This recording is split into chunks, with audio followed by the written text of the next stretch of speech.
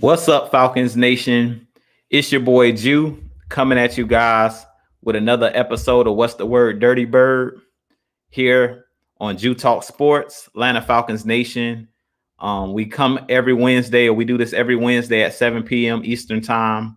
I really appreciate each and every one of you guys for tuning in. We're going to talk about Arthur Smith tonight, and we're also going to, as always, get into the shout outs before we do anything. I'm going to pull this up here. We're going to get into some quick Atlanta Falcons news in a minute as well. The wife in the chat already. That's the wife Teacher Red. She said, what's the word, Dirty Bird? Joseph Thornton, what's going on, man? I'm in here fooling with the lighting. Anthony Evans, what's going on, man? I hope everybody had a great day. Hope you guys are enjoying y'all Wednesday. It is hump day, the middle of the week. So what's up to you guys?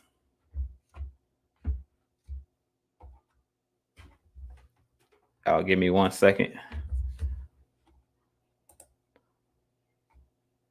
Juan Carter, what's happening? I appreciate y'all joining me tonight.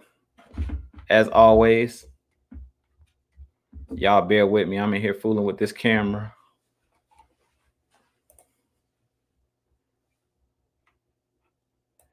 And you guys, let me know how the audio sound. I got a new mic. What's going on?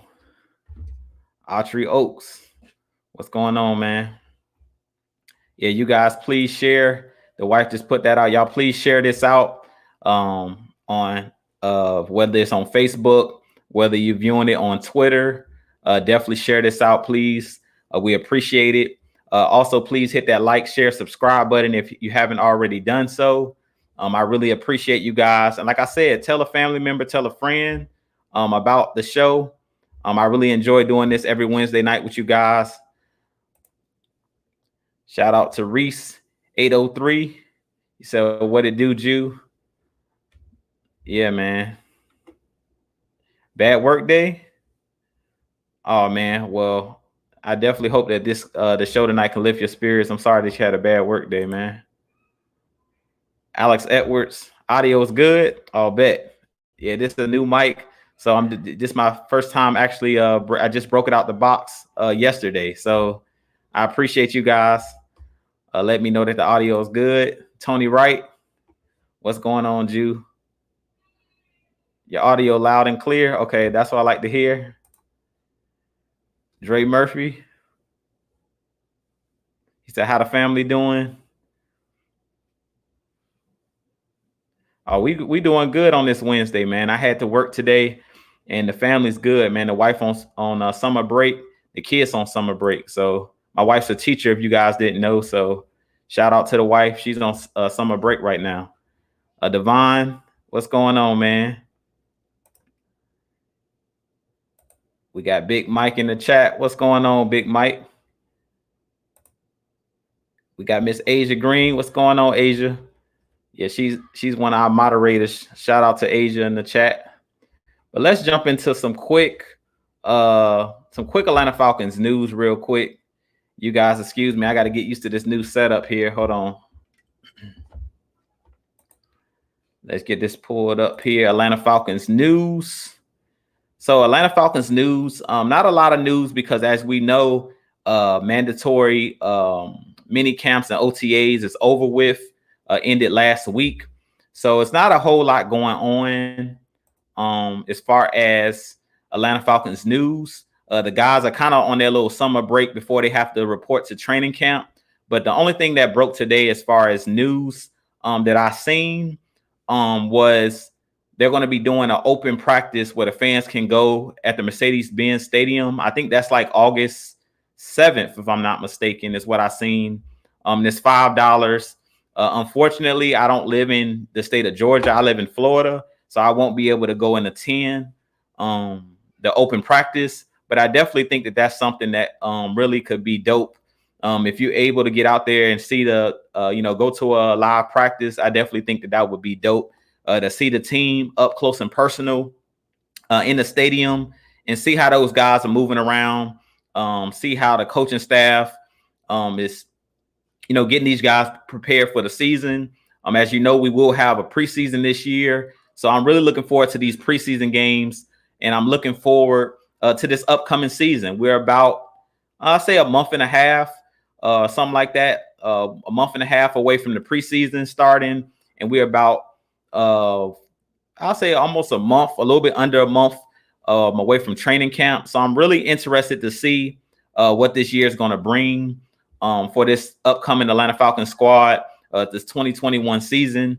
Arthur Smith and this new regime, Terry Fontenot and these guys, I'm definitely excited to see what these guys are going to bring to the table. But that's pretty much all I have for Atlanta Falcons news. It's not a ton of news out there. Like I said, during this time, it's not a lot going on other than players getting signed. And we really recently haven't signed any guys this week, from my understanding. So definitely looking forward, though, to training camp once training camp kicks off late July, and definitely looking forward to this preseason, looking forward to these guys kicking off the season. But with that being said, we're going to jump into some more shout outs real quick before we get into the topic of the night. I see Sean Jones. What's going on, Sean? He always had I'll trade Matt Ryan for something. So what's up, man? He said, that's crazy. Our first preseason games against the Titans. How ironic is that? Yeah, that is crazy. I seen that. Everybody was talking about Julio Jones. I really doubt if Julio Jones plays in that preseason game, but it is ironic that our head coach, Arthur Smith, is going up against his former team in the first preseason game. So that is going to be kind of crazy. All right. And we got Michael Walker. What's going on? Yeah, it's your boy Jew, as I always say, on another fateful Wednesday night. We're going to jump into some things tonight. So let's jump into the topic, because I don't want to hold you guys too long tonight. I know tonight is the Eastern Conference Finals, Milwaukee Bucks against the hometown Atlanta Hawks. So I know a lot of you guys are going to be tuning into that at 8:30. So I promise you guys I'll be done before 8:30, so we all can tune in to game one of the Eastern Conference Finals. I'm looking forward to the game tonight as well. So that's why we're going to definitely be up here no more than an hour, 30 minutes. We'll be off before the Eastern Conference Finals kicks off this evening. And I also see Ultra Shadow jumped in as well. He said, I'm glad we only have 3 preseason games this year. That's how it should be. And I completely agree. I don't think that we should have overkill when it comes to the preseason games. You don't want to see anybody get injured or anything like that in the preseason.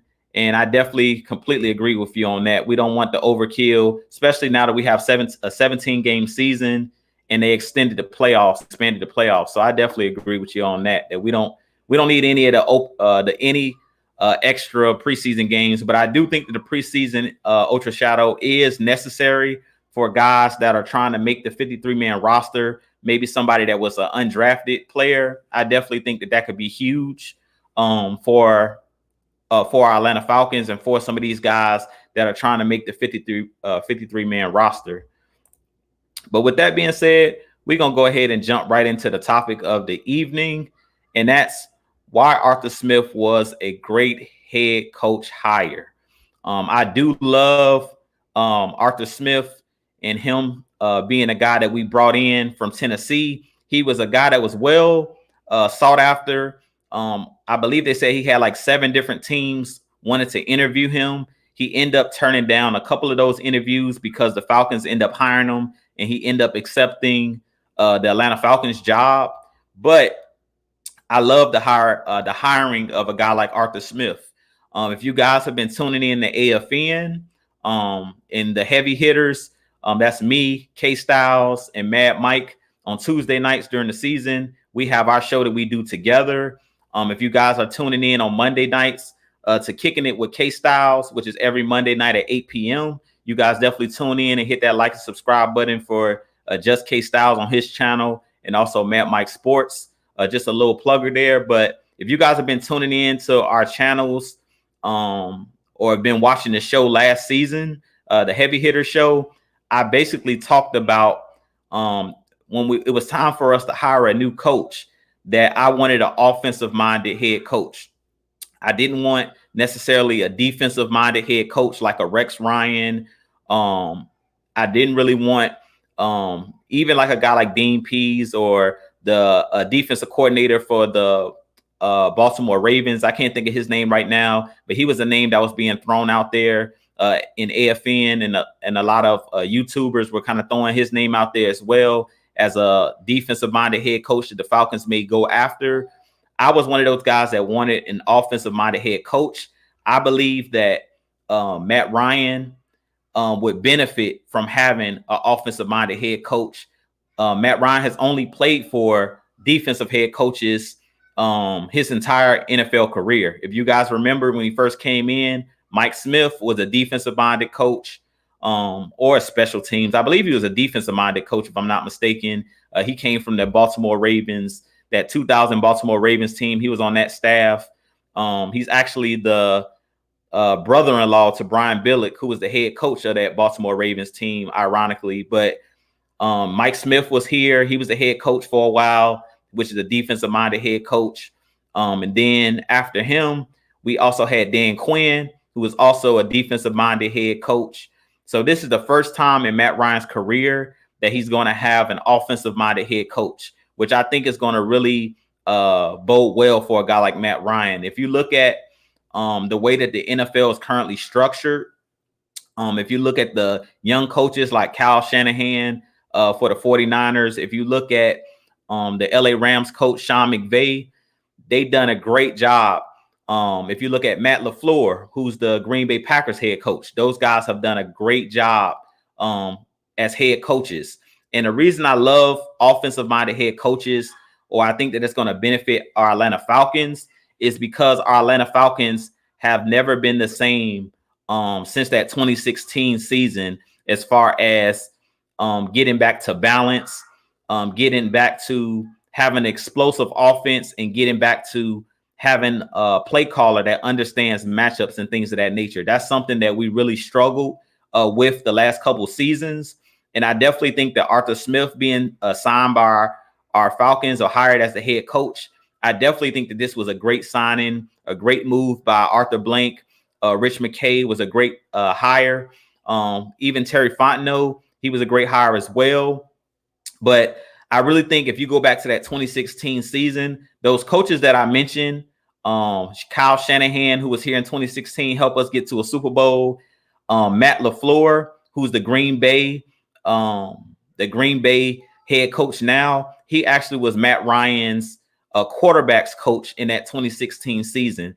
And we allowed both of those guys to slip through our fingers. We weren't able to retain any of those guys.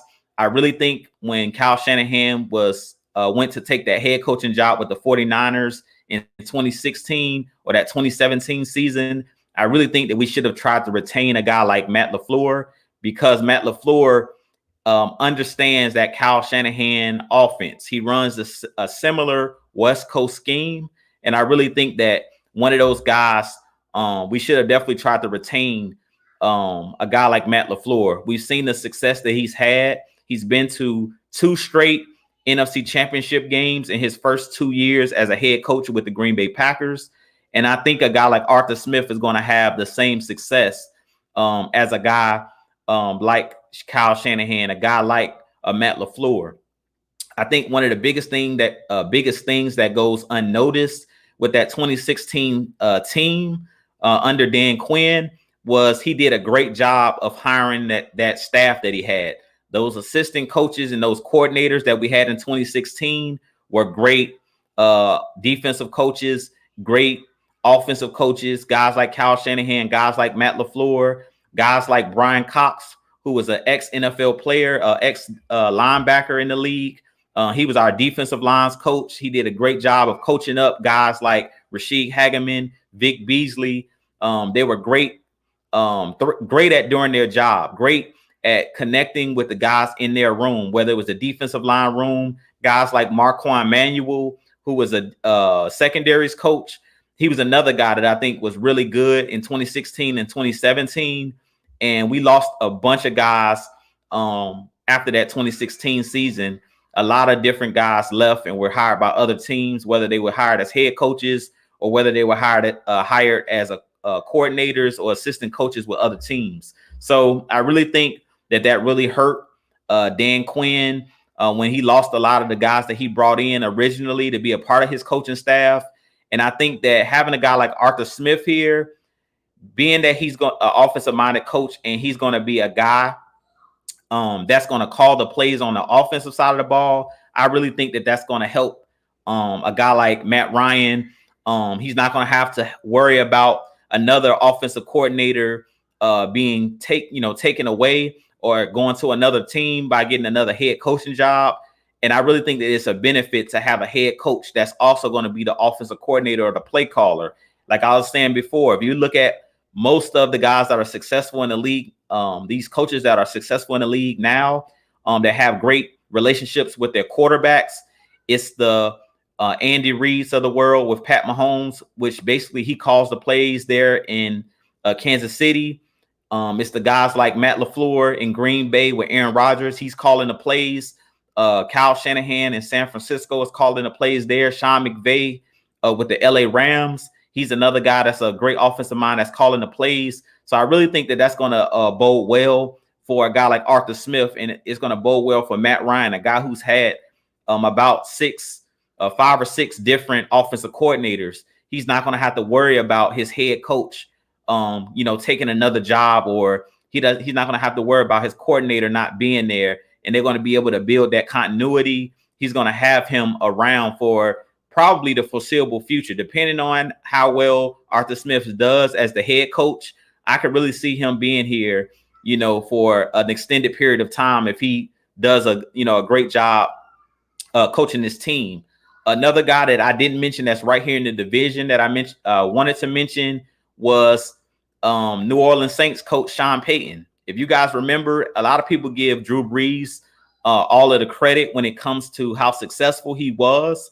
And personally, I think that Drew Brees was a great quarterback. Don't get me wrong. But if you remember when Drew Brees was in San Diego, he wasn't the Drew Brees that we've seen with the New Orleans Saints. He took his game to another level. And I really feel like the reason he was able to take his game to the next level was he had a great offensive play caller in Sean Payton that basically was calling the shots there. And they were able to link up, create that camaraderie, create that understanding between each other. And they were able to be together, over a decade. Sean Payton's been with the Saints for a very long time, and him and Drew Brees broke a ton of records. Drew Brees was able to shatter the passing yards record due to him having a great offensive coordinator, or offensive coach. So I definitely think that a guy like Arthur Smith can possibly create those same ingredients that the Saints have over there with Sean Payton when they had Drew Brees. I believe the same thing with Aaron Rodgers and Matt LaFleur, Andy Reid and Pat Mahomes. I really think that it's going to be important for Matt Ryan to create or develop that relationship with Arthur Smith. And Arthur Smith has already talked about in numerous media sessions or interviews that he's trying to develop a relationship with Matt Ryan. Those guys have to be on the same page. That's something we've seen the first season with Kyle Shanahan when he was here. Him and Matt Ryan kind of struggled that first year, but then in that second year, they were able to develop that chemistry. So I definitely think that that's something that Arthur Smith is going to be able to bring to our Atlanta Falcons. He's a great offensive play caller, great at understanding matchups. And I think that Terry Fontenot, him and Terry Fontenot are going to be a good pairing. Both of those guys have an understanding of building a roster together. And I really think when Dan Quinn was here with Thomas Dimitroff, there was a power struggle. Those guys were not on the same page. We had an offensive-minded GM, but we had a defensive-minded head coach. And I really feel like there was a power struggle between the two. So I definitely think that hiring Terry Fontenot and Arthur Smith, they have that they're building that relationship, and these guys are willing to work together. Arthur Smith has said it numerous times that, neither one of them have all the answers, but they're coming together collectively. Even the coaching staff that he had put together. He talked about not wanting to have yes men, but to have guys that's going to bring different things to the table. That's going to tell him when, you know, they see something that he's doing that they think he can correct. I really feel like that was a huge problem with the last regime. We didn't see guys speaking out. You know, guys were hush hush. You didn't see coaches and things of that nature and players speaking out when we were doing the same things repetitively, like running the cover three or putting players in bad situations. We didn't see guys speaking out. So I definitely think that that's going to be something that's going to be critical for this new regime that Arthur Smith is developing. You know, this new regime here, him in the front office, Terry Fontenot, all of these guys that's a part of his coaching staff. I think it's going to be key for these guys. But I do want to jump in to the chat a little bit and see what you guys are saying as well. And you guys let me know what you think about the hire of Arthur Smith. Do you think Arthur Smith is going to be able to lead this team? Do you think that Arthur Smith is going to be a great head coach? Personally, I think he's going to be a great offensive coordinator, a great head coach, a guy who's already come in and is holding these guys accountable. But you guys let me know what you think about Arthur Smith. Do you think Arthur Smith was the right hiring for our Atlanta Falcons? Personally, like I said, I definitely think that he's going to be or have the success of the guys, these young coaches that are up and coming, the Matt LaFleur's, the Sean McVays, these young guys that are up and coming, these offensive play callers, great offensive mind, great football minds. I definitely think that Arthur Smith, in my book, to me, Arthur Smith already, personally, I believe he's already a top 5 play caller in the game. If you look at Tennessee, the Tennessee Titans numbers over the last couple seasons, they have been in the top 5 in red zone efficiency and things of that nature. So I definitely think that Arthur Smith is one of those guys that's going to be able to get this team, you know, going in the right direction, bringing that running game back to where it needs to be, bringing that offensive line along and getting these guys to gel up front, because that's some of the problems that we've had over the last couple of years is been with the offensive line not being able to gel together, and also the running game, you know, struggling to run the football. Let's see here.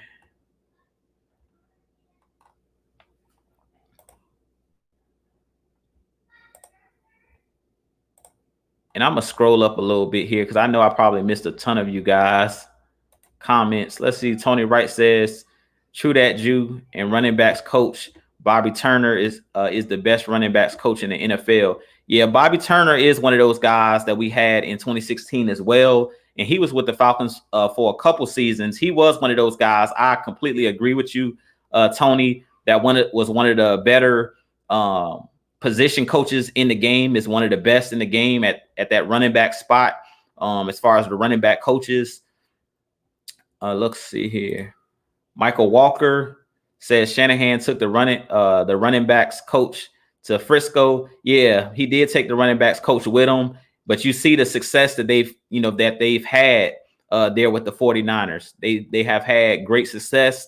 That's not just because of Bobby Turner. Kyle Shanahan is a brilliant offensive mind when it comes to the running game. And he's cut from his dad's cloth. Kyle Shanahan, Mike Shanahan, his father, who was a longtime head coach in the league, coached the Washington football team.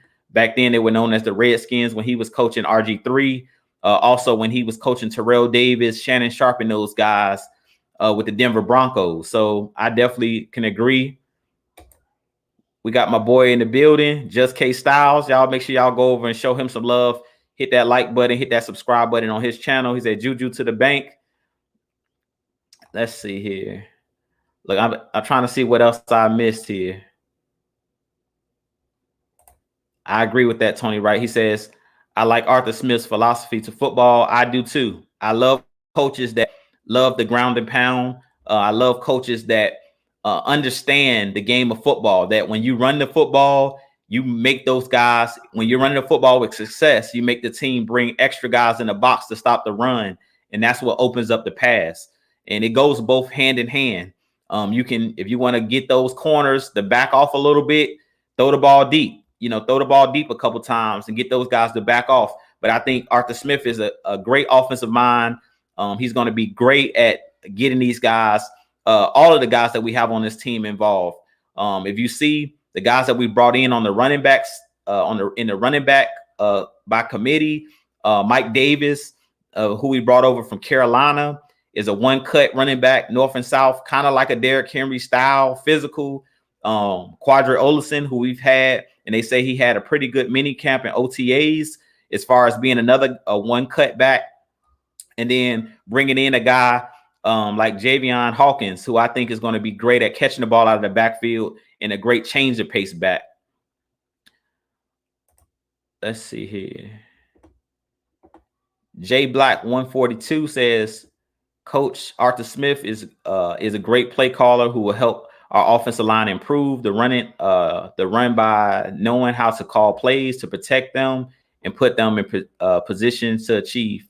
I think he meant to say succeed, but yeah, I definitely agree with you, J Black 142. I definitely think that a guy like Arthur Smith is going to do a great job, being that he's a former offensive lineman when he played at the University of North Carolina, and then he did a great job. Everywhere he's been, he's actually done a great job. Originally, he started with the Washington Redskins. As you know, his father owns FedEx, so he started there with the Redskins. He worked his way up, and then he got a job with the Tennessee Titans. He was a positions coach for a while, and then he was elevated by Mike Vrabel, who was a great defensive player with the New England Patriots, who was the head coach of the Tennessee Titans. He elevated Arthur Smith to the head coach position. So I definitely think that he's going to be able to establish that physical style football here in Atlanta. We're going to bring that physical style back, like the 98 team with Jamal Anderson and those guys, like the Michael Turners of the world that we had in the 2010s when Matt Ryan originally came into the league and was drafted. We had a great offensive line and a great running game. We had guys like Mud Duck, Tyler, who was the most underrated centers of all time. You had guys like Harvey Dahl, who was a guard, really nasty offensive lineman. We had those guys, and we basically was able to run the ball with great success in those seasons. And that's the reason we've seen Matt Ryan have the success he had early on in his career and was able to continue that. But coming into the league, Matt Ryan had that offensive line and that running game to kind of fall back on until he developed. So I definitely think that he's going to improve our offensive line, the run schemes that he's going to create, that outside zone running scheme. I definitely think that that's going to be something that we're going to see this year a lot. Also, a guy like Terry Fontenot, he deserves some credit as well. I had someone on Twitter basically say he hoped that I was going to talk about Terry Fontenot and talk about Dean Pease. I'm also going to talk about those guys a little bit as well. I think Terry Fontenot did a great job in the draft, and that's why I say that you can tell these guys are working hand in hand. In the draft, they went out and got a guy like Jalen Mayfield, who out of Michigan is used to playing in inclement weather, cold weather, used to playing physical football in the Big Ten, where Michigan Wolverines are known as a team that likes to run the football. And in the Big Ten, teams are known for playing defense and running the football. Teams like Iowa, teams like Wisconsin, those teams are physical up front. They usually have great offensive lines. And I definitely great offensive lines and great defenses. So I definitely think the trench warfare, they did a good job, Terry Fontenot, in building a fortress up front. I think he did a good job of bringing in a guy like Drew Dahlman, who can compete with a guy like Matt Hennessy that we have from last year. That was a rookie. I think they did a good job of trying to solidify that offensive line. They brought in a lot of guys and free agents through the free agency on one-year deals. So I definitely think that Terry Fontenot as well was a great hire. And then if you guys have been tuning in, like I said, to AFN, I talked about in our shows, our heavy hitter shows, I talked about if we got an offensive mind, a young offensive coach, that I wanted a veteran defensive mind or a veteran defensive coach. And I think Arthur Smith did a good job of putting together a veteran staff. Because he's a first-time head coach, I think he did a great job of bringing in veteran assistant coaches and coordinators. If you look at the guys, Frank Bush, the linebackers coach, if you look at the cornerbacks coach, we got a lot of guys that have been around a very long time in this league. But Dean Pease is one of the oldest guys in the league. He's one of the veterans around, veterans in the game. Dean Pease have never been fired from a job, have worked for the likes of Bill Belichick, has worked with the Baltimore Ravens in that organization. And we know that the Baltimore Ravens and the New England Patriots are known for having great defenses and having great running games. So I definitely think that a guy like Terry Fontenot also coming over from the New Orleans Saints. The New Orleans Saints are known for being great in the trenches. They have a great defensive line over there in New Orleans. They've had a great defensive line for years.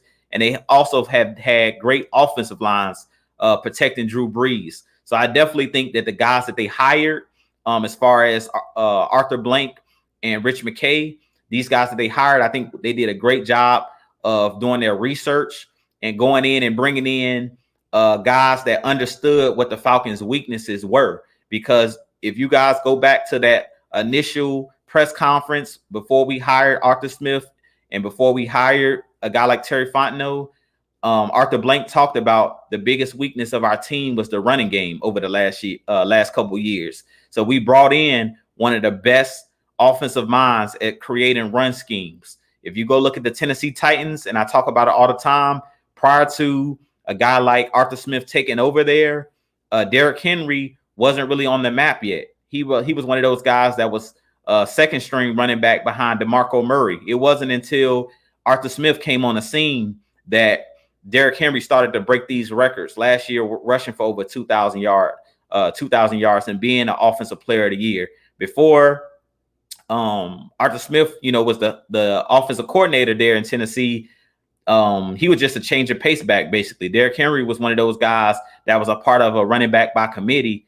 And when Arthur Smith was able to take over as that offensive coordinator, he was able to make Derrick Henry that bell cow that he was, and he was able to develop that offensive line there in Tennessee. So I expect him to do the exact same thing here in Atlanta.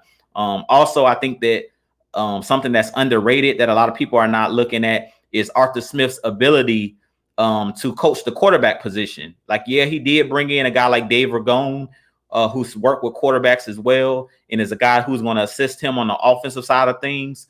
But I think that Arthur Smith is one of those guys that's a quarterback whisperer, kind of like Andy Reid. I'm not going to put him on the same level as Andy Reid because there is levels to this.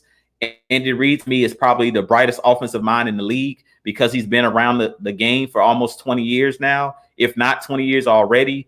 But I do think that Arthur Smith is one of those guys that's one of these young pups up and coming in the game that's going to be one of those guys for years to come, kind of like an Andy Reid, kind of like a Kyle Shanahan or a Sean McVay. So I definitely, like I said, love the hiring of Arthur Smith. I definitely think that he's going to do a great job here in Atlanta. I expect him to do big things.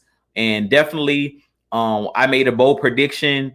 It's been about maybe a month now on Twitter. If you want to follow me on Twitter, you can follow me at Jew Talk Sports on Twitter. And I basically stated that I expect this Atlanta Falcons team to make the playoffs in year one. I basically guaranteed it, barring injury. As you know, this is the game of football. We never know, if injuries do happen. So if Matt Ryan, God forbid, goes down, knock on wood, maybe my prediction, won't hold true. But as long as Matt Ryan is upright and, we don't have a ton of injuries on this team, I expect this team to get to the playoffs. Now, I don't believe that a guy like Arthur Smith is required to make the playoffs because I've been hearing a couple content creators stating that Arthur Smith needs to make the playoffs in year one because they came in stating, him and Terry Fontenot came in stating that we were in win now mode.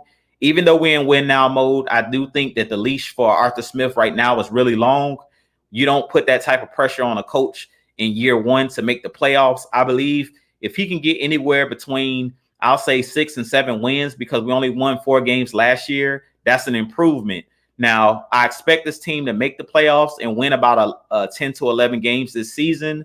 But if he doesn't, I still don't believe that, we're going to hold his feet to the fire or he's going to be criticized if we see improvement. Now, if this team takes a huge step back, meaning we win 4 games again or we win less than 4 games, then I can see Arthur Smith getting criticism. But other than that, I really don't see I don't see him getting a lot of criticism if they don't make the playoffs this season. I really think that he has a pretty long leash at this point.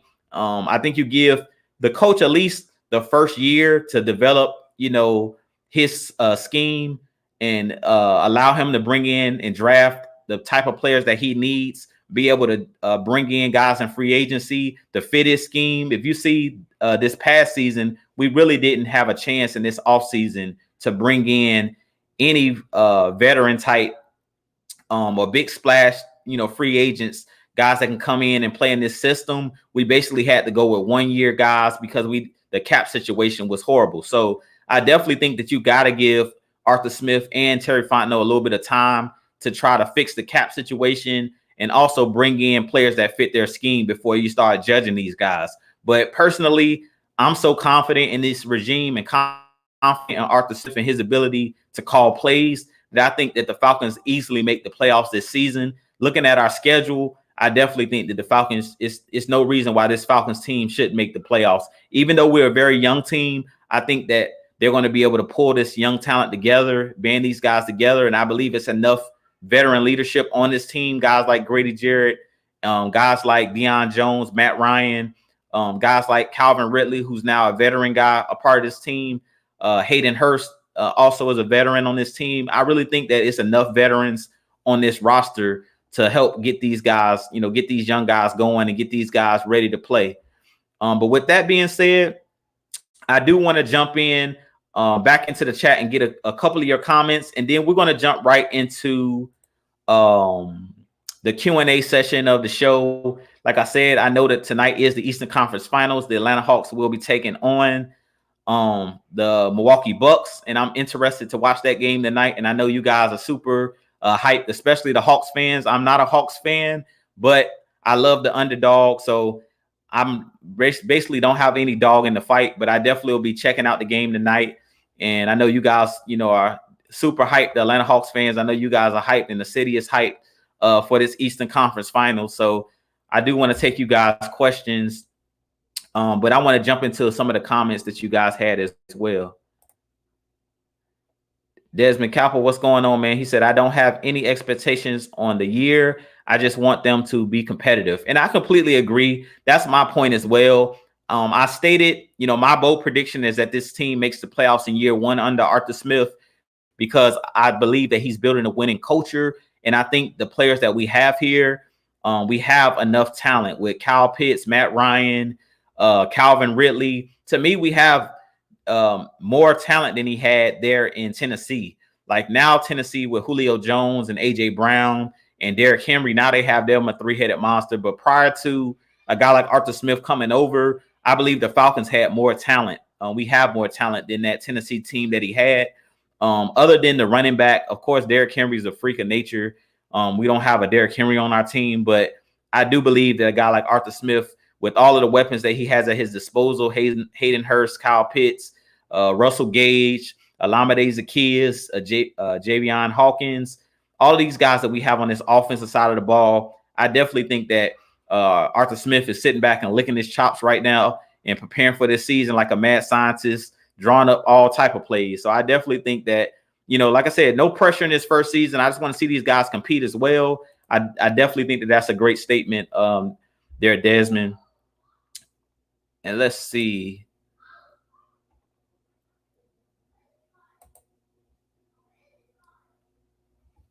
Blizz818 says best play callers: Reed, McDaniels, Shanny, McVay. Yeah, I like Frank Reich as well. I didn't mention Frank Reich, but I love Frank Reich as well for the Indianapolis Colts. He was one of those guys that helped the Philadelphia Eagles in 2017 win the Super Bowl. He was the offensive coordinator for Doug Peterson. And we seen last season kind of like a Dan Quinn situation. He lost his offensive coordinator. Doug Peterson lost his offensive coordinator, and Frank Reich, who went over to take the head coach job at the Colts.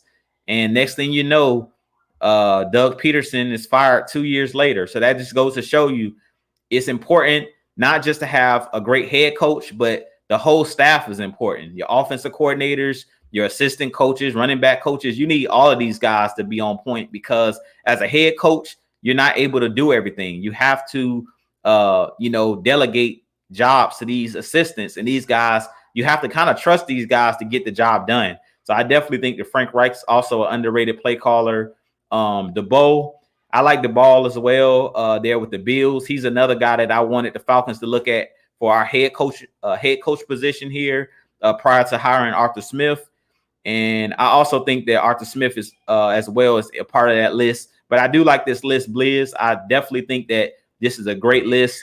But in my book, I think Arthur Smith is possibly up there. You can put him anywhere between, I'll say, Frank Reich, DeBall. He's right in between the last three names you said. I'll give Kyle Shanahan and Sean McVay the edge at this point over him because they've been head coaches for a little bit now. And this is Arthur Smith's first rodeo.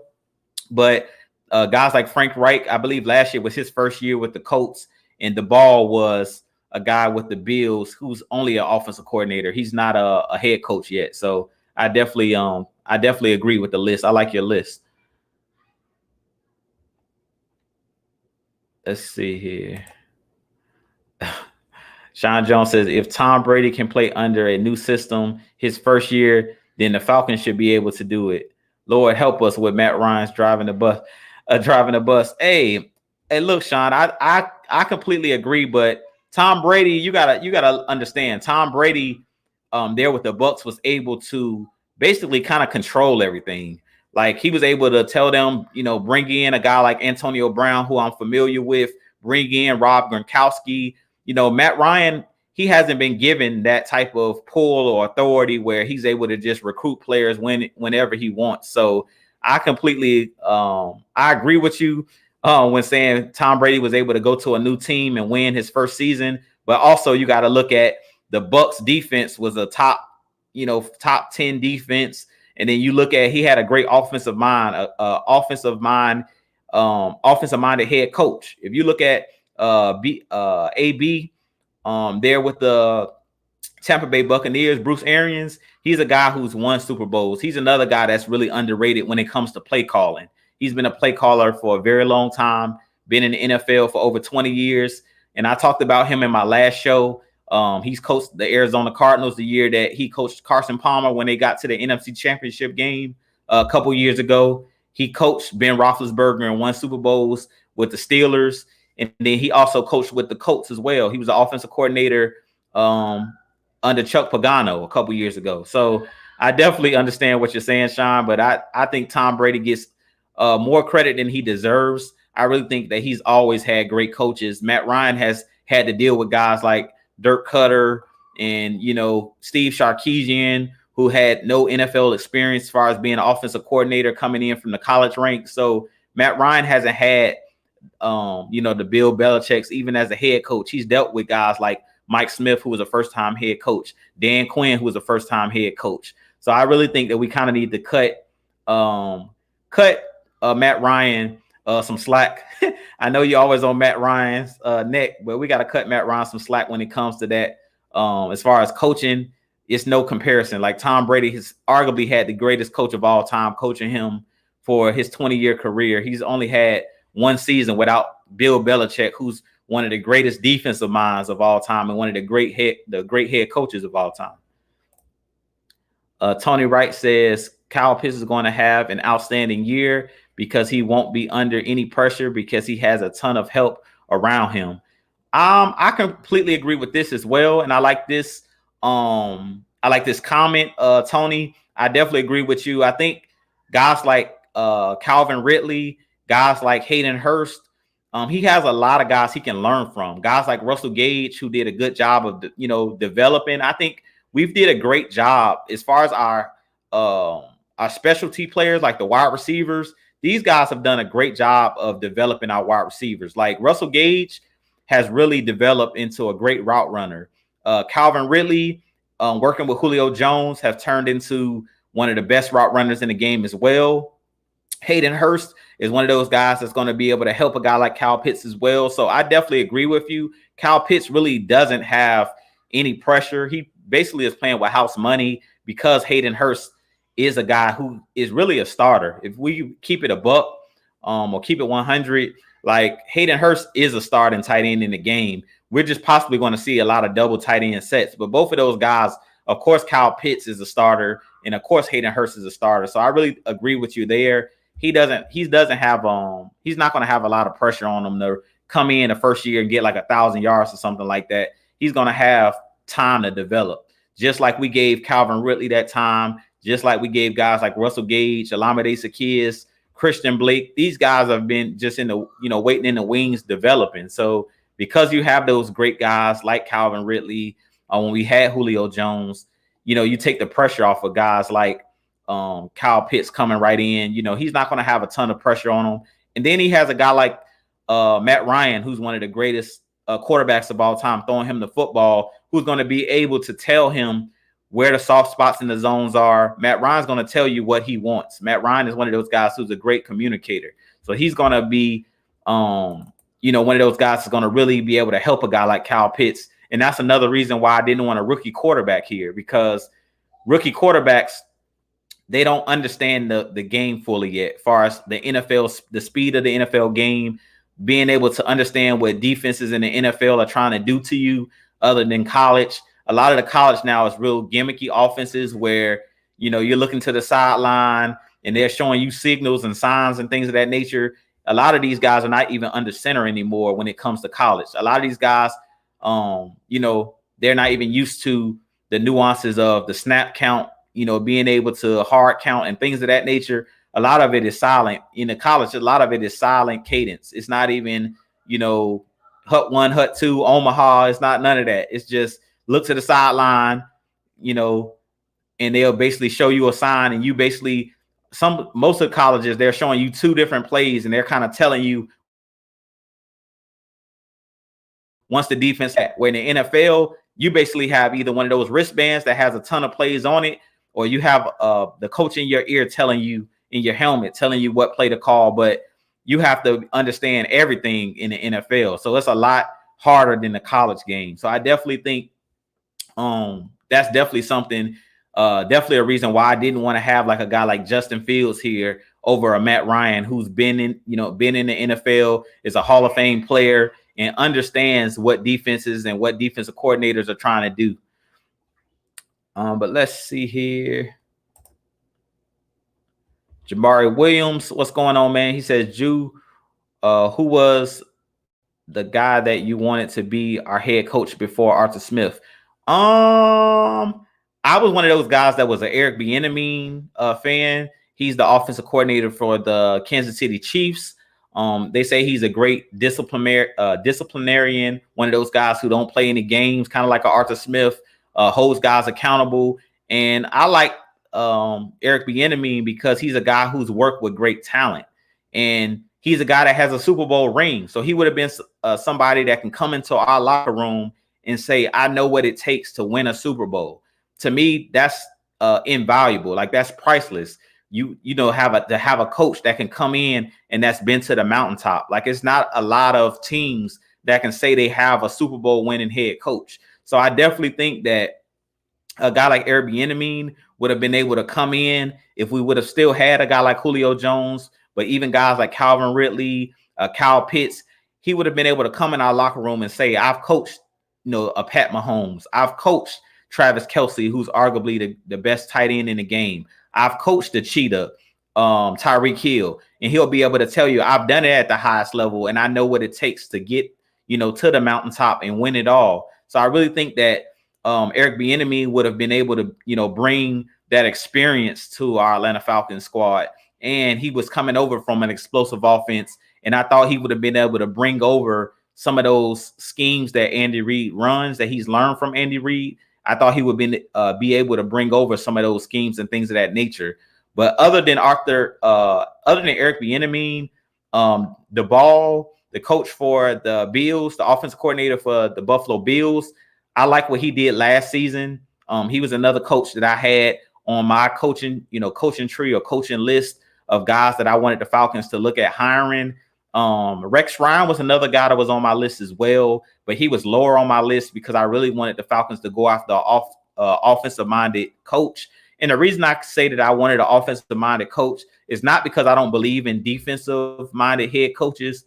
I just wanted the Falcons to go against the grain and do something different because all Matt Ryan has had all his career is defensive minded head coaches. So I wanted Matt Ryan to finally have the luxury of having a great play caller and having the luxury of not having to worry about his offensive coordinator only being there one season and then being hired by another team.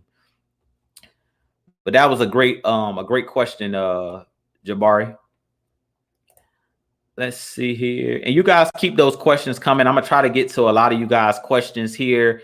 Like I said, I'm definitely gonna end it before 8:30, but I'm gonna take a couple more questions here. Let's see.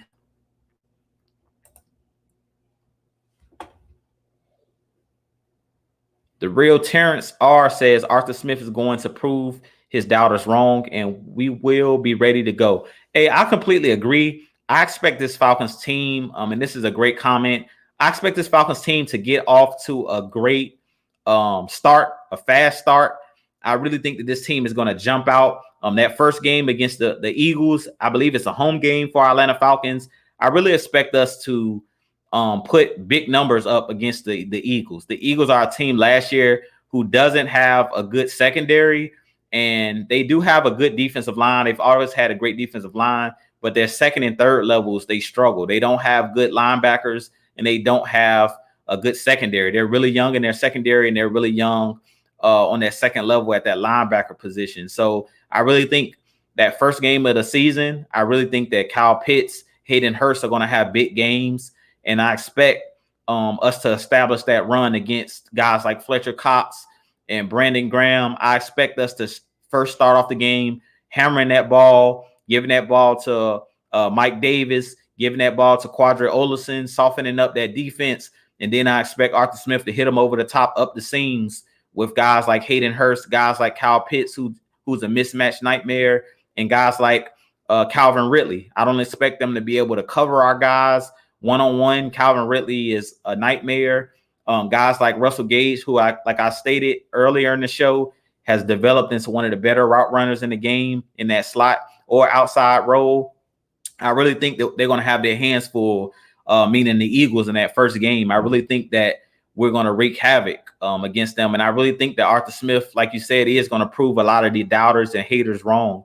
All of these people that are saying that the Falcons are not going to win more than 7 games or 6 games, I really think that this is going to be a year just like 2016, when a lot of people thought the Falcons weren't going to be able to, do much of anything in 2016.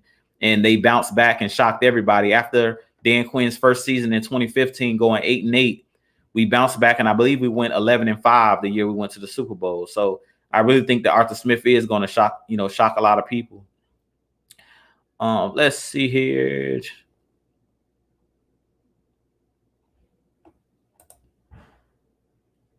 And this is another question by Jamari. He says, Jew, how do you think Cordell Patterson will be using the offense? I think Cordell Patterson is a guy you're going to see everywhere. Arthur Smith is a guy who's very creative. You could see Cordell Patterson running the Wildcat. You can see Cordell Patterson in the special teams, whether it's punt return, kickoff return. You're going to be able to see him in the backfield, catching passes out of the backfield. And then he also is a guy who can line up as a traditional wide receiver, because originally Cordell Patterson was drafted out of Tennessee to be a wide receiver. So Cordell Patterson is a football player. He's a Swiss Army knife. You can pretty much use him to do anything on a football field other than play defense. So I think Cordell Patterson is one of those explosive weapons that I was talking about, that he has a lot of tools in his toolkit, meaning Arthur Smith, a lot of arrows that he can put in his bow and just, let him fly. So I really think that teams are going to really, really not know what we're doing. Like, they're going to be confused. I think teams are not going to know how to slow down our Atlanta Falcons, because it's going to be weapons coming in and out of the game in different formations. They're not going to know what to expect from this team, especially now that Julio Jones is gone. They're not going to know who to cover. They're not going to know if we're going for Calvin Ridley on certain plays. They're not going to know if Hayden Hurst. And I feel like every single game is possibly going to be something different, because I really think that Arthur Smith is going to be a coach that's going to go after the weakness of the team. So we're going to see from week to week, our offense is going to look different from week to week. Let's see here. And I just want to answer this quick question. Antonio Holloway, what's going on, man? He says, Jew, why haven't we signed Pitts yet? I think Pitts, I'm not too worried about him signing. I think he'll sign in the next probably week or so, or next 2 weeks or so. They're probably just trying to work out the kinks in his deal because Kyle Pitts is a freak of nature. He's not your average rookie. So I'm sure his representation, whoever his agent is possibly asking for certain clauses and things of that nature, and certain guaranteed money and certain guarantees. Possibly also looking at him possibly having some incentives where if he catches so many passes or catches so many touchdowns, he gets a bonus or something like that. So, he's our number one pick. He's going to be the highest player paid as far as our rookies go. So I wasn't surprised to see he's one of the last guys that hasn't signed as far as the rookie class, because he was drafted 4th overall. So he's going to get a hefty contract. And they're probably just working out the ins and outs of that deal. I'm not worried as far as is he going to actually sign or is he going to sit out training camp or something like that. I'm not too worried about that. One thing I like about Kyle Pitts, and this was something that both Terry Fontenot and Arthur Smith talked about, is Kyle Pitts is one of those guys that was very mature. He reminds me a lot of Julio Jones when it comes to he doesn't talk a whole lot. He's a guy that does his job, goes home. You're not going to see him on social media doing a whole bunch. You're not going to see him, running his mouth a whole lot. He seems like he's one of those guys that's about his business, and it seems like he's a very humble guy. So I'm not too worried about Kyle Pitts. I expect him to sign pretty soon, but I wouldn't be worried about a guy like Kyle Pitts. They're going to get the deal done, especially now that we've fixed the kinks as far as it goes with Julio Jones being gone and us getting the Titans to take on his full contract. We really have a lot of money to blow at this point. We have money that we can actually, pay the full draft class. So they have the money. The issue isn't the money. It's possibly just the ins and outs of the deal. Let's see here. And Joseph Thornton, what's going on, man? He says, what game you looking forward to next season, Jew? The game that I'm looking forward to is the Buccaneers. Week 2. I was thinking about going to that game. Me and my wife were thinking about going to that game because I live in Orlando and their stadium is like maybe an hour 20 minutes from my house. And I was thinking about going to that game week 2. And that game is in Tampa. And the reason I'm most excited about the Buccaneers game week 2 and both Buccaneers games this season, because they're a division rival. And also I believe that they're the team to beat, because they're the team that won the Super Bowl and they're right in our division. They didn't win the NFC South last year. The Saints actually won the division, but I believe the Bucs at this point, with Drew Brees retiring, the Bucs are the team to beat in our division. So if we can beat the Buccaneers, at least split with the Buccaneers, that gives us a chance to win the division. But if we sweep the Buccaneers, we possibly could win every game in the division, meaning we can go 6-0 in the division, because the Panthers are a team that's still young and up and coming. And then the Saints are a team that's trying to figure things out when it comes to who their quarterback's going to be, whether it's Taysom Hill or whether it's Jameis Winston. And they're trying to develop, both the Panthers and the Buccaneers are trying to develop a new identity. Like Drew Brees has been the identity, that passing game, and Drew Brees have been the identity of the Saints for the last decade plus. And then as far as the Carolina Panthers go, since they lost Cam Newton last year, he's pretty much been their identity as far as running the football, playing tough defense and running the football, whether it was the quarterback, on those quarterback powers, or whether it was running the ball with Christian McCaffrey. So those teams are still trying to figure out who they are. I think that the Falcons and the Buccaneers right now are the cream of the crop of the division, but the Buccaneers is the game that I'm most looking forward to, because I think it's going to be a good litmus test week 2 to really see if this Falcons team, how good they possibly can be. Week 2 is going to really show us. I don't think that the game against the Eagles is going to really show a whole lot, because the Eagles are a team with a quarterback who's only played or started 4 games in Jalen Hurts. So I don't know how much you can really learn in that game, but the game against the Bucs, because they're the defending champs, that's going to be a game that we can learn a lot. But let's see. But that was a great question. Let's see here, and I want to get into some more of you guys' questions. Let's see.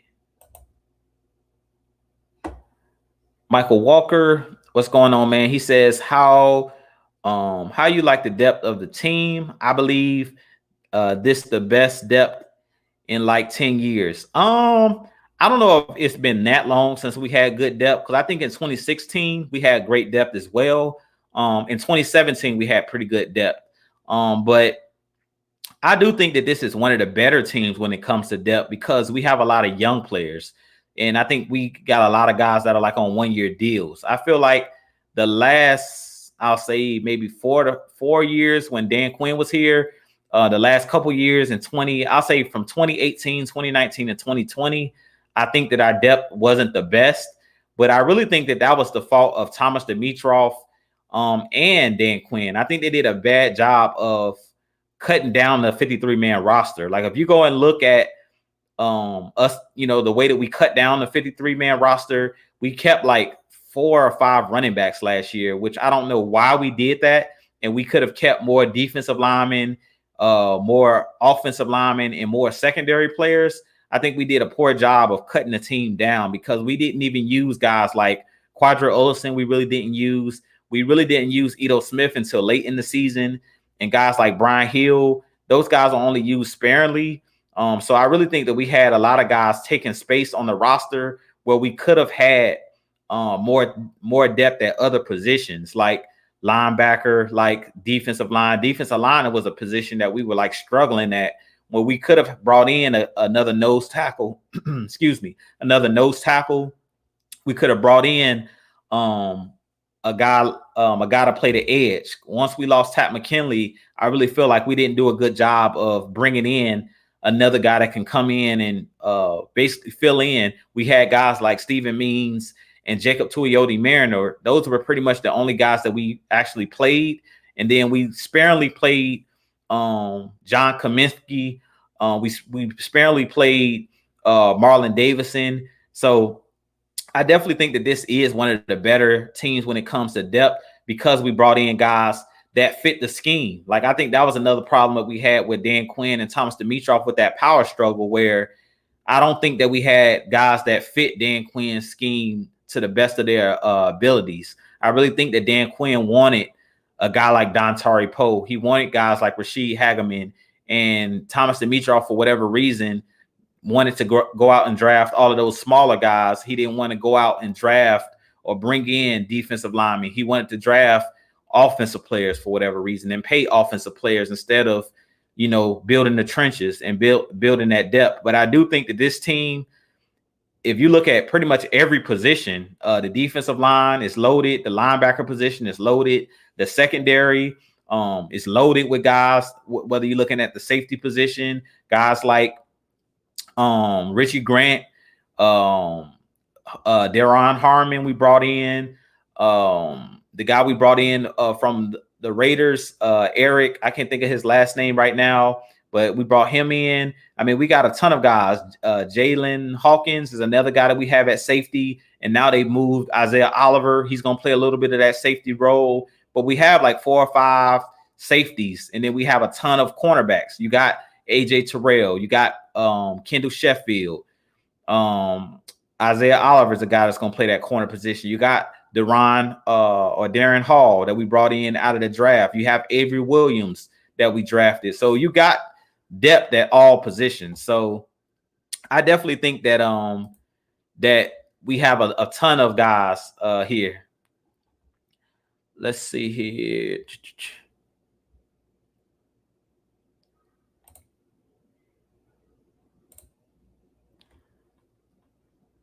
There we go. He said Eric Harris. Thank you, Devon. Yes, his name wasn't coming to me. Eric Harris. He's another guy that plays that safety role. So yeah, I mean, we have a ton of guys that a ton of depth on this team, ton of young guys, and that we brung in a decent number of veterans as well on 1-year deals. So we're loaded. Like it's going to be competition at every position, and that's the reason I'm so hyped about training camp, because I really think that it's going to be very, very competitive, more competitive than we've ever seen when a guy like Dan Quinn was here, where guys were pretty much given, positions and given jobs, and they really didn't have to compete. Like we've seen guys like Tat McKinley basically didn't have to compete, just did a bunch of talking on social media, but really didn't back it up and didn't have to compete against anybody for that starting role last year.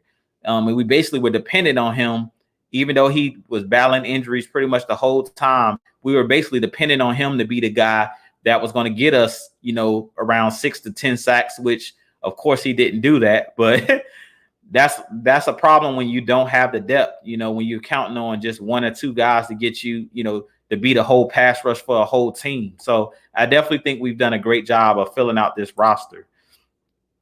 Let's see here. Do you think Fowler will have a dominant season? I like this question right here. This is a great question because Dante Fowler is my guy. Dante Fowler is a guy that I love. I love the number 56. It reminds me of Lawrence Taylor.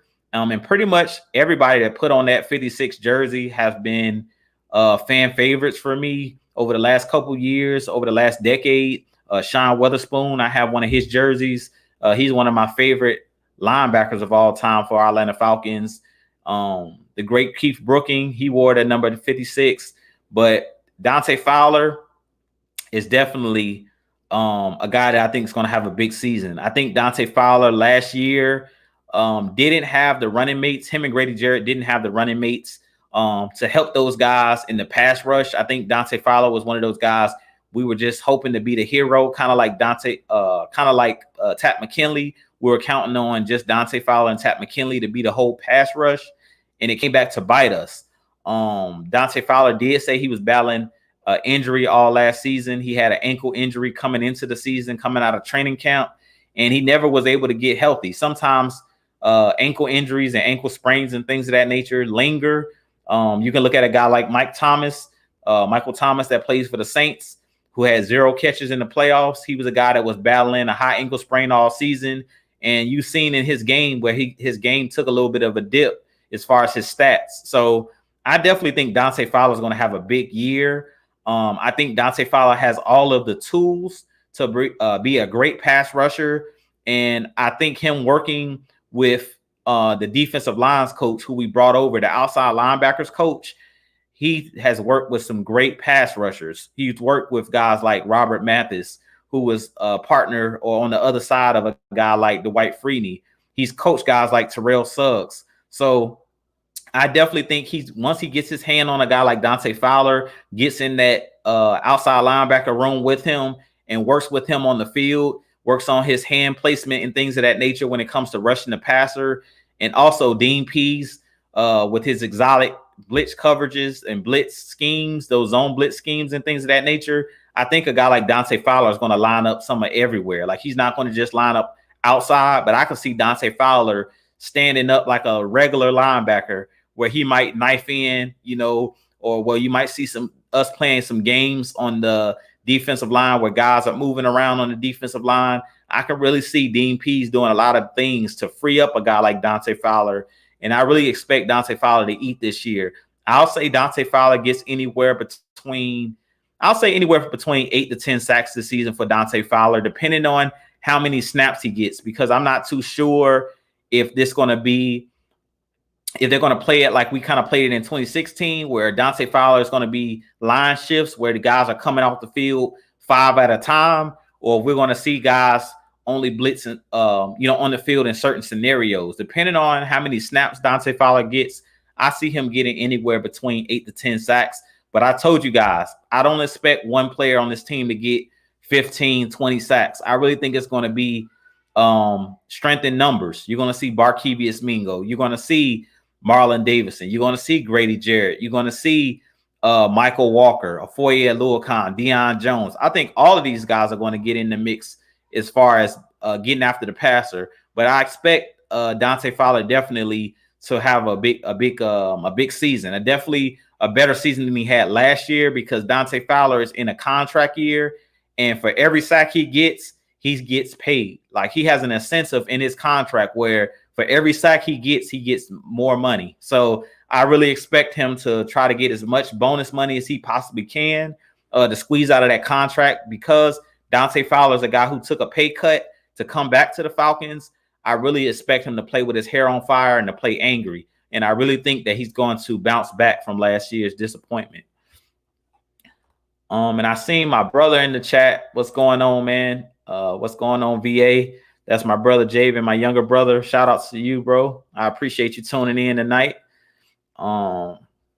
Motivator, man, what's going on, man? I really appreciate you always tuning in. This is one of Atlanta Falcons' biggest supporters and one of Jew Talk Sports' biggest supporters. He's always leaving comments and questions, so I really appreciate you, man. Let's see here. And Mad Mike says, thank everyone for the support. Yeah, we really appreciate you guys. Like I said, if you haven't already hit that like button and subscribe button, please hit that like button and subscribe button. We really appreciate each and every one of you guys for continuing to tune in to us. We're trying to give you guys as much content as possible. We give you guys the stats, the facts, and the truth, as I always state. But we love you guys, man. We appreciate Atlanta Falcons Nation, you guys, helping us get to 2,000. AFN is on a quest for 2,000. Also, Jew Talk Sports, I'm on my way to 2,000 as well. I'm at about 1,200, I believe, right now. But I am trying to hit that 2,000 mark before the season kicks off. So we have about maybe 2 months to get AFN, Jew Talk Sports to 2,000. K Styles is on his way to 1,000. So you guys definitely go over to Just K Styles, help him get to 1,000. He's trying to get monetized. So we really appreciate each and every one of you guys for continuing to tune in and continue to always give us those positive questions and the positive vibes here at Atlanta Falcons Nation. But I'm not going to be up here too much longer because the game will be kicking off in a little bit. So I'll probably take about 3 more questions and then I'm going to get off here. Let's see here. Tony Wright, let's read this question here because I like when people disagree sometimes. He says, I disagree with you, Jew. As far as Carolina goes, their front 7 on defense is good. And their 2 corners, Dante Jackson, out of LSU, first round, J.C. Horn. I forgot about J.C. Horn, and I completely agree with you. Now, when it comes to Dante Jackson, I think Dante Jackson's burnt toast. I'm not a big Dante Jackson fan. He is fast, but Dante Jackson doesn't have good awareness. He doesn't do a good job at turning his head around for the football, and he's a guy that falls down a lot. If you guys remember in the game against the Carolina Panthers and the Falcons in that Thursday night game, basically Julio Jones cooked them. Julio Jones was cooking them. Calvin Ridley was cooking them, and they really don't scare me. I do think that Carolina's defense is up and coming. You can't sneeze at them because to me, they're building their team the right way from front to back. You know, they have my Auburn alum, the big guy that I wanted at that nose position, Derek Brown. And they have up and coming players. I think Brian Burns is one of the better defensive ends in the game or outside linebackers in the game. I definitely think that he's a guy that could be a Pro Bowler really soon. And I think they're doing a solid job there in Carolina. Don't get me wrong. J.C. Horn is a dog. He's a guy that I wanted for our Atlanta Falcons. So I definitely think they're doing a good job, but I don't fear a guy like Dante Jackson. I don't think that Dante Jackson is a good corner. I think he's average. But I do think that J.C. Horn has a chance, even though J.C. Horn is also a rookie. So we don't really know what to expect out of those guys. And that's the reason I say that they're building. But I do agree with you there, Tony, right?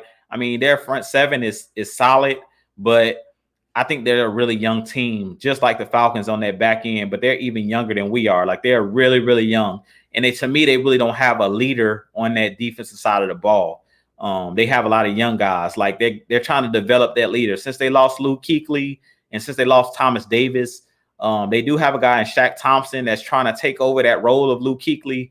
But those are huge shoes to fill because Luke Kuechly is a all-time great linebacker, all-time defensive player, Hall of Fame worthy, first ballot Hall of Fame worthy type player at linebacker. So I definitely think that Carolina's up and coming, but I'm not worried about them this season. It'll really shock me if they beat us again this season. But I'll take a few more questions. And I appreciate that, Devon. He says, great show, Jew. Hey, I appreciate it. I do it for you guys, man. I do it for the love of our Atlanta Falcons, and I definitely do it for you guys for always tuning in and giving us that support here at Atlanta Falcons Nation. Like I said, if you haven't hit that like button, please hit that like button for your boy on this video. If you haven't hit that subscribe button, hit that subscribe button.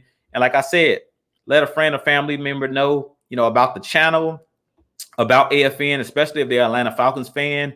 But even if they're not an Atlanta Falcons fan, we have tons of, fans that are fans of other teams, but they tune in to our shows, they subscribe, they comment, leave questions and things of that nature. But I definitely appreciate you guys.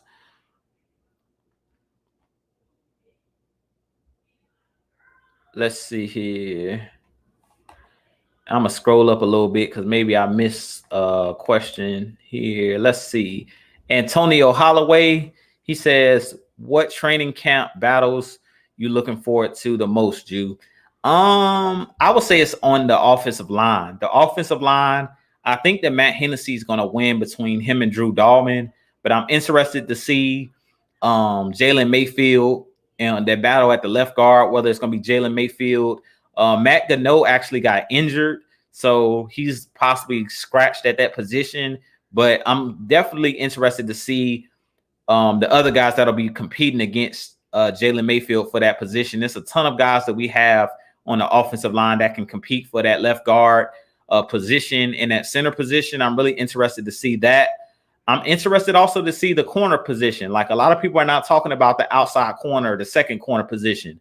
I think personally, Fabian Monroe to me has the edge right now because of his size and because of his speed and things of that nature and his attributes. But I think Kendall Sheffield is a guy who's a dark horse. He can compete for that outside position. I also think Darren Hall is a sleeper, and we have guys that can compete for that second role. So we all know that AJ Terrell is the dog, the number one corner, and I don't think anybody's beating him out for the number one corner spot. But that second corner position, personally, I think right now Fabian Monroe has the edge coming over from Washington. But I think guys like Darren Hall, who's a ball hawk, could come in and compete.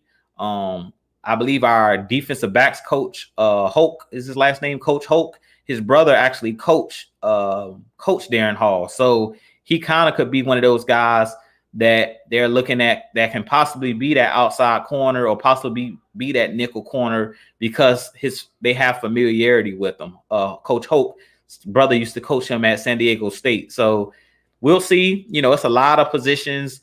The safety position is another one that I think could get really interesting because we have the veteran guys like Deron Harmon and Eric Harris that'll be competing with the young bucks. Jalen Hawkins, back there in that safety role. Isaiah Oliver now has thrown his hat into the ring. That could possibly be one of those guys that can compete for that position as well.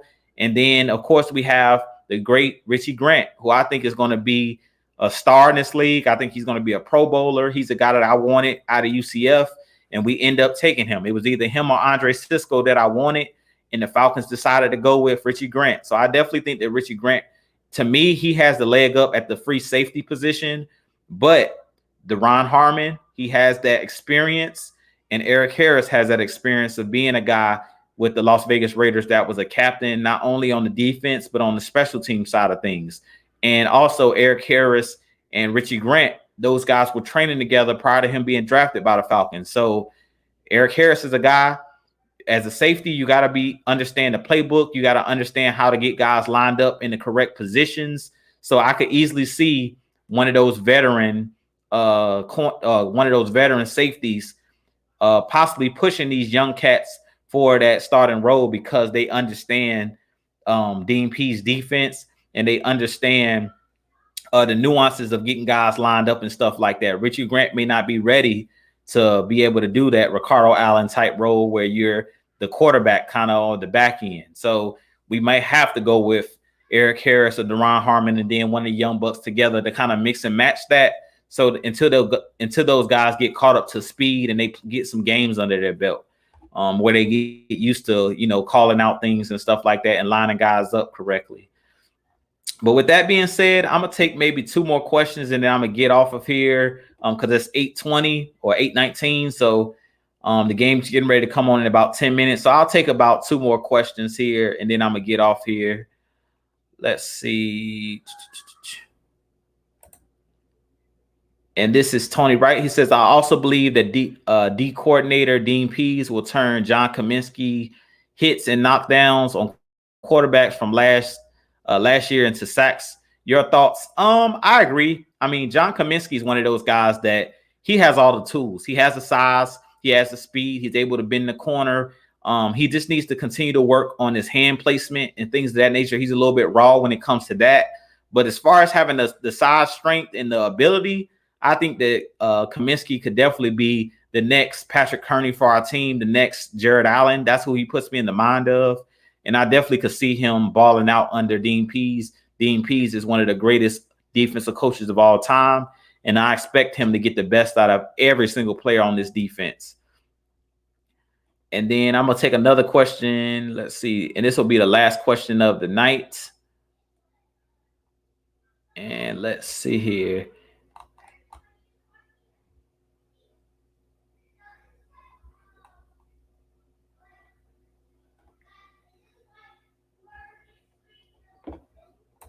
And I'll take this question from Devon. He says, your thoughts on Oliver moving to safety? I like this move. And I talked a little bit about this, I believe, on Kicking It with K-Styles maybe a week or two ago. I love this move of moving Isaiah Oliver. I said move him everywhere. Let him still be in the box sometimes as like a that Keanu Neal type role where he's a box safety or box linebacker. Use him in the nickel role because he did a good job at playing nickel for us last year. And then also use him as a safety. I wouldn't put him back there at the single high safety by himself because I don't think he has the range to play the single high safety. And I don't think he has the instincts to me as far as breaking on the football, as far as interceptions and things of that nature. I think that should be a role that Richie Grant, if you're going to play the single high safety. But if you're going to have two high safeties, I definitely think that Isaiah Oliver is a guy great when things are out in front of him. He's great in zone coverage where he just has to run and hit. He's great at tackling in space, kind of like when we had Brian Poole, and he plays the game like a smaller, like a cornerback that plays linebacker. Like he's very physical when it comes to tackling. He's great at wrapping up, and he doesn't miss a lot of tackles. And that's something that you need out of a safety. You need somebody that's a reliable tackler, a guy that's not afraid to tackle tight ends, that's not afraid to come down in the box and, chase down running backs and tackle running backs one-on-one. And that's something that I think he excelled at last season. If you go pull up the tape on Isaiah Oliver last season, he did a great job at tackling guys in one-on-one situations. He was one of the best one-on-one tacklers. And I think that that's something that he's going to continue to excel at. And I think with a guy like Dean Pease working with him, I think his ball skills will improve as far as his awareness of being able to know where the football is and him being able to break on footballs and things of that nature as far as interceptions. But I do think that Isaiah Oliver needs to work on catching the ball, work on his hands, get on the jug machine and work on catching the football because he had a couple instances last year. One I vividly remember was against the Bears last year where he dropped, could have been a game clinching interception for us. It would have been a momentum breaker against the Bears in that game. And I believe him and Deion Jones were right in the same vicinity breaking on the football, and Isaiah Oliver ended up dropping the interception. But I definitely think that he has the ability to be a playmaker for this team. But with that being said, this being your boy Jew, I'm definitely going to go ahead and get ready to get off here. Like I said, the Eastern Conference playoff game is getting ready to kick off. I really appreciate you guys tuning in tonight. Definitely continue to like, share, subscribe if you haven't already to Atlanta Falcons Nation, Jew Talk Sports. I'm here every Wednesday night at 7 p.m. I love you guys. We appreciate you guys, everything that you guys do for the channel, whether it's just a simple like, share, subscribe, the super chats, the Mad Mike memberships and things of that nature that you guys do, the super stickers, whatever you guys do. We appreciate the cash apps and everything that you guys do. We appreciate each and every one of you guys.